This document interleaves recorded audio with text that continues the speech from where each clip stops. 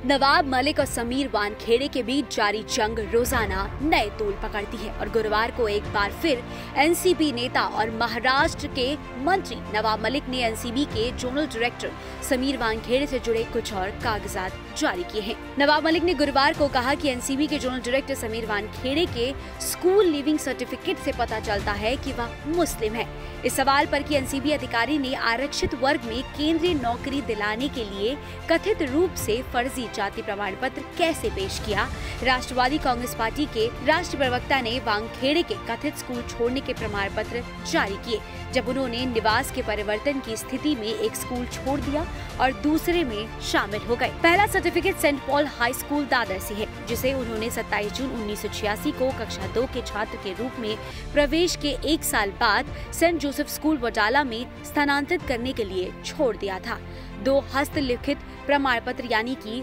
हाथों से लिखा हुआ, जैसा कि उन दिनों में हुआ करता था, समान विवरण दिखाते हैं, जिसमें छात्र का नाम समीर दाऊद वानखेड़े, जन्म तिथि 14 दिसंबर 1979 लिखा हुआ है और धर्म मुस्लिम के रूप में शामिल है।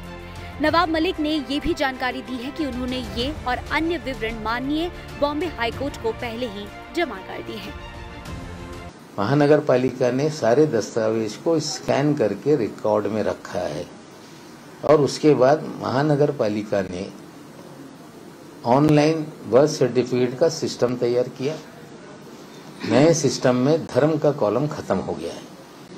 लेकिन रजिस्टर में धर्म लिखा जाता है और पुराने जो सर्टिफिकेट इशू होते थे वो हैंड रिटन एक लाइट ग्रीन कलर सी ग्रीन कागज पे इशू होता था। सभी लोगों को वो इशू हुआ है उस समय जब तक कंप्यूटराइज सिस्टम नहीं था। वो सारे दस्तावेज महानगर पालिका के जो भी स्कैन आर्काइव है उसमें सेव है। हमने सारे कागजात वहाँ से निकाले,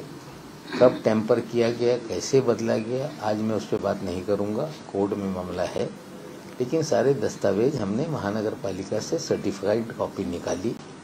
स्कूल से सर्टिफाइड कॉपी निकाली और वो पुलिस कमिश्नर, डीजीपी और हमारे जो वकील हैं उनके जरिए न्यायालय में एफिडेविट द्वारा हमने रखा है। दरअसल हाल ही में महाराष्ट्र के मंत्री नवाब मलिक ने समीर वानखेड़े पर फर्जी बर्थ सर्टिफिकेट बनवाकर सरकारी नौकरी पाने का आरोप लगाया था और उसी के बाद से ये जंग जारी है। इतना ही नहीं, एनसीबी और नवाब मलिक के बीच जो जंग चल रही थी वो अब पार्टियों के बीच भी चलने लगी है। बीजेपी भी एनसीपी के नेता नवाब मलिक पर कई आरोप लगा रही है और नवाब मलिक भी बीजेपी के नेता देवेंद्र फडणवीस पर आरोप लगा रहे हैं।